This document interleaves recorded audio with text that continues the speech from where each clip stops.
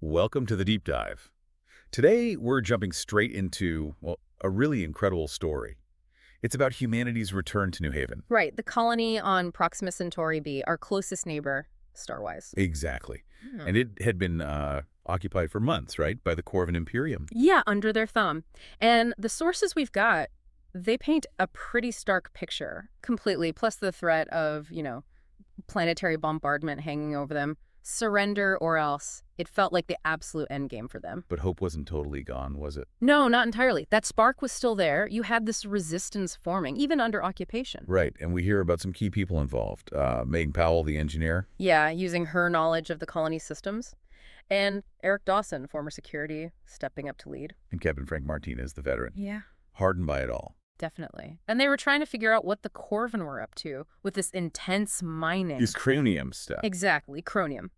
They only knew it was for, quote, transit enhancement, very vague, but they were looking for any chance, any weakness to exploit. And the situation got really, really desperate. The other source, the pasted text, mentions planned public executions. Ugh, yeah, that would have just crushed morale completely. But right then, Zach Kelly gets this message. The cryptic one.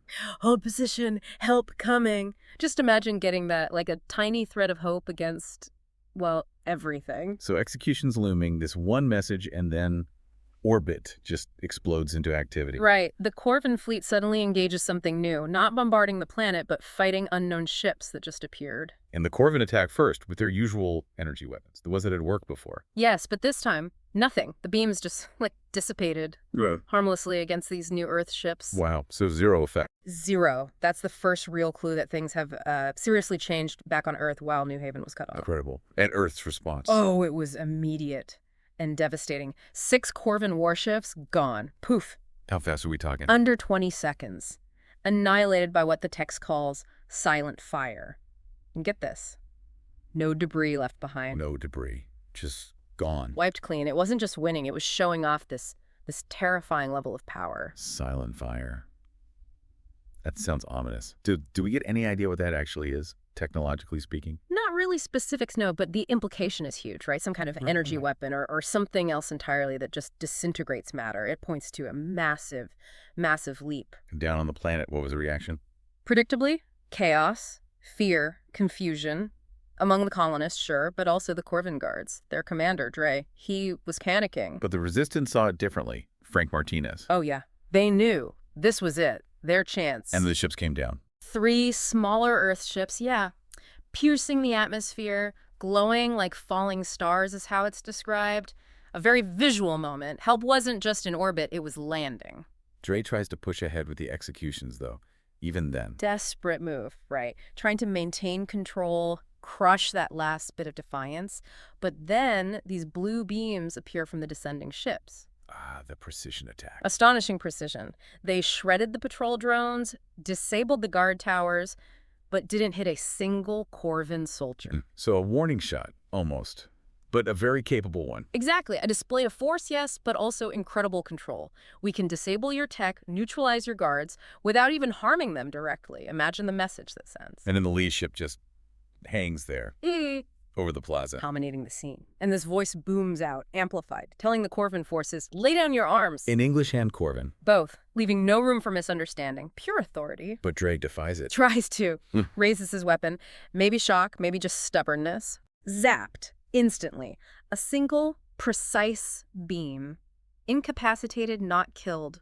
Neutralized. And the guards. They got the message, dropped their weapons, surrendered. They knew they were completely outmatched. The power dynamic had just flipped like 180 degrees in minutes. Wow. Just imagine being one of those colonists in the plaza, the silence after months of terror, just disbelief. Utter disbelief, I'd imagine. Stunned silence. They'd probably given up all hope hours, maybe days before. And then this. And then the ships actually land. Ramps down, soldiers emerge, and the description is key. Sleek, gleaming, powered armor. Not ragged survivors, but a professional, advanced military force. Moving efficiently, securing the prisoners. Securing the Corvin, heading for the execution platform. Confident, purposeful. It's clear this is a different Earth military than the one New Haven remembered. And then we meet the Admiral, Lisa Montgomery. Yes. The description paints her as formidable, tall and unflinching, face like she'd seen hell and refused to yield. She's the embodiment of this new Earth. And she speaks with Governor Wright. That initial exchange is crucial. Wright, completely stunned, basically asks, how? How did Earth get like this? And the answer. Montgomery's reply is chillingly simple. A lot has changed since New Haven was established. So much packed into those few words. Implying this huge gap, this secret advancement. Exactly, and she confirms Earth knew about New Haven's situation for months. Months? Why the delay? Preparation. They couldn't just jump in. They needed time to get ready to build whatever it took to guarantee success. Which is logical, but Hard to hear if you were one of the colonists suffering during those months. absolutely. A necessary wait, perhaps, but a painful one. Which brings us to the main point, really. Humanity's return. Not weakened, not just surviving. They're returning stronger, sharper, and more terrifying than the Corvin could ever have anticipated. A total power reversal. So what happened immediately after liberation? Well, securing the colony was first, obviously. Getting medical aid to the colonists, setting up a joint council with the survivors to start rebuilding. But everyone knew this wasn't the end. Just the beginning of something bigger. Right. And they figured out more about the chromium. The Corvin were using it for basic FTL transit enhancement.